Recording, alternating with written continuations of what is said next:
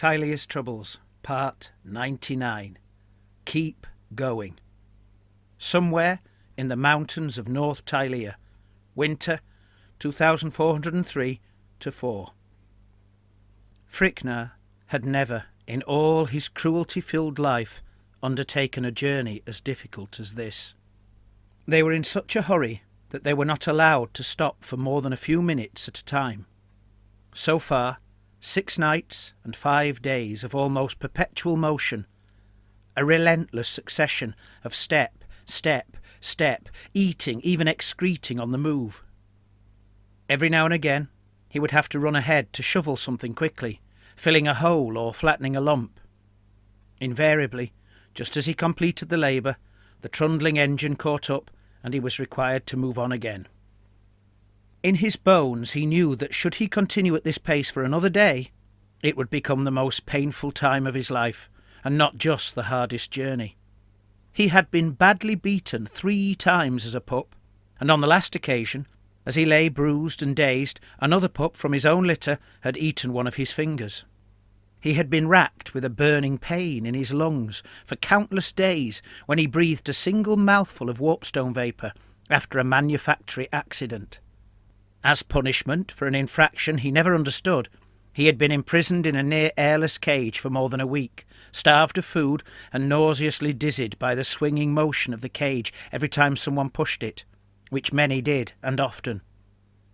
Right now, his pain and anguish were building up to rival all those past experiences, and by tomorrow would surely overtake them. His last task had been to assess the quality of a warpstone batch being offered by a small clan who had acquired it by the usual nefarious means.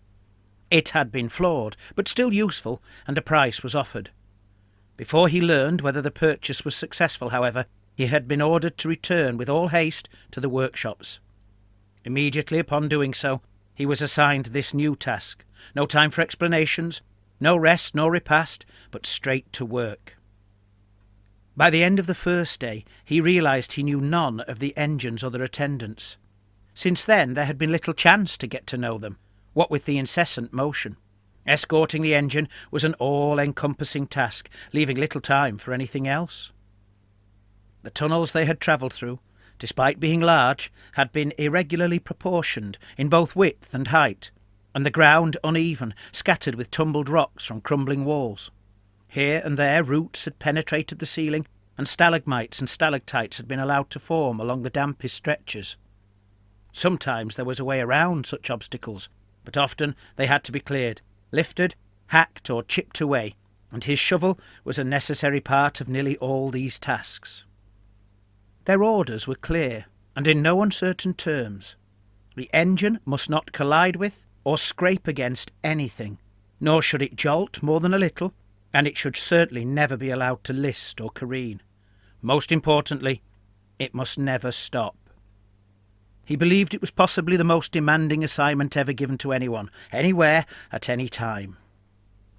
For a little while he had occupied his mind trying to work out whether the attendant who invariably walked in front of the engine, clutching a staff tipped with what appeared to be a fine shard of warpstone, or the engine's driver, were responsible for setting the pace, whilst also taking on board the possibility the engine itself might be most to blame. Before he came to a decision, however, distraction and exhaustion had shattered such trivial considerations. Now, here in a mountain valley between 2 tunnel stretches, on the widest path yet traversed, with no walls or ceiling to concern him, only the ground itself, Fricna was able to loosen and lift his mask just a little to allow in a breath or two of fresh air, and at long last he had the chance to talk. He had questions to ask.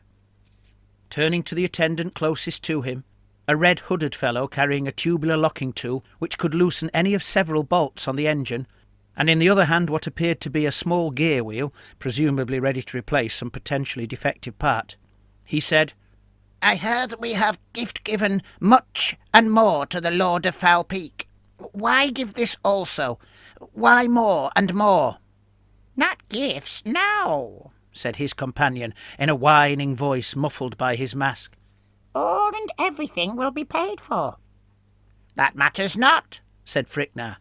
"It matters a lot," countered the other. Yes, to our masters, to the clan, I know, understand, said Fricnar. I mean it matters not to what I ask enquire. Why give him more? Why this most novel, expensive engine? I heard his army has yet to fight in one single battle. His warriors have neither proved themselves capable nor wanting, yet we bring such a reinforcement. Why? You do not understand what this can do. You did not slave work on its construction. No, not I, Fricnar admitted. I know the quality worth of warpstone, and I can keep an engine on the move. You have never moved one such as this. Despite having studied the engine on several occasions over the last days, for want of much else to look at during the few moments he had not needed to watch the road, Fricnar looked again. I see only a doom wheel, like many others, with a murdering piece fix attached, he said. Yes, you see that, scoffed the other. But what murder this can do! This kills many, and much more, than anything we have yet made. This might perhaps kill more than any single weapon has ever killed. Fricnar looked at the engine again. It throws a bomb, yes? He asked. Oh, yes, said the other. A bomb. One bomb. A poisoned wind grenade, oh? It throws poison death, yes, but not wind vapours. The bomb inside is a thick shell of perfect pure warpstone, 2 half pieces fastened tight together, and inside is the finest ground powdered warpstone, the making of which killed many hundred slaves, and mixed with black powder in exact and most potent proportion measure, precise and finely fused to explode the merest moment before touching the ground, which it must do to release flesh, burning death, to whoosh for 100 and more chebbles in each and every direction. Warp fire? Yes, at first, but then much farther. A pure and poisonous etheric heat, burn scalding all and only living flesh to a blistered crisp. Fricnar fell silent for a moment. He had to think this through, for what he had heard did not sit well with his past experiences. Not well at all. Precise and finely fused, you said? He asked. Yes, said the other. Most and definitely very necessary. And if, despite your careful care, it explodes too soon? Think, fool, said the other, with a snarling hiss Fricnar could sense despite the mask and hood hiding his companion's face. He did not need to think. Too soon, said Fricnar, and we die. Yes, said the other, loudly. If even only a little too soon, then it will not be where we need want it to be. It must be at the heart of the city, and if a moment later, then too much heat will pierce the ground. Wasteful, for you cannot kill what is already dead. This kills a city? A city? An army? Said the other, a note of arrogant, easy pride in his voice. Perhaps more. Fricnar's fearful apprehension was now transforming into admiration. Then something occurred to him. Where are the bombs? He asked. Are you deaf? Do you not listen here? Mocked the other. You mean, where is the bomb? Fricnar did not understand. Was that not what he had asked? There was just the engine. No carriage, wagon or slaves to bear a limber of any kind. He had absently assumed the ammunition must already be at their destination, but hearing his companion's description suggested such a cargo would be too rare and precious to be merely stockpiled elsewhere. The bomb, said the other, emphasising the singularity, is inside. It boil brews, always, and now, growing more and more potent by the hour. To haul carry it separately would mean by the time we tried to load it into the engine, all who came near close would die, immediate quickly. This made no sense to Fricnar. But we are nearby, and for days. Yes, the iron barrel enclosing it is thick strong, and inscribed inside with most potent, effectual sigillic wards, perfectly carved. Fricnar imagined the carver squirming inside the barrel to fashion such sigils. A suffocating, claustrophobic trial, undoubtedly far worse than his time in the cage. "Could not a container chest be made with such thickness or more?" he asked. "Such sigils, and better sealed tight secure?" Yes, it could, no doubt. More easily made, more safely carried. But think, to load the murdering piece, we would have to remove the bomb from the chest after it had brewed for a whole journey. Impossibly intolerable. Could slaves not be ordered to do so, or some monstrous creation of Glan Moulder? No, never. They would die the very instant the chest was breached. Fricnar glanced back at the engine. "And dead slaves and ogres cannot load anything," he said, almost to himself. Then louder, he asked, "So the sigil wards prevent all harm leak spilling out?" Not all, no. said the other, as if it were obvious. Of course, Fricnar should have known this. He pulled his loosened mask tight again, immediately regretting every breath of fresh air he had taken. No Skaven workshop had ever made anything completely safe. The ever-present fear of punishment meant that there was always haste as corners were cut, mistakes were inevitably concealed, and tests were deemed a pointless exercise when something was already completed. If it is built, use it. Worse still, most engines were made before the principles were even fully understood, so that the very design had flaws before even the first component part was assembled. None of those who invented or fashioned such engines cared a jot for the fate of those who would be ordered to use them. Besides, once one engine was taken, they were immediately busy with the next, then the next.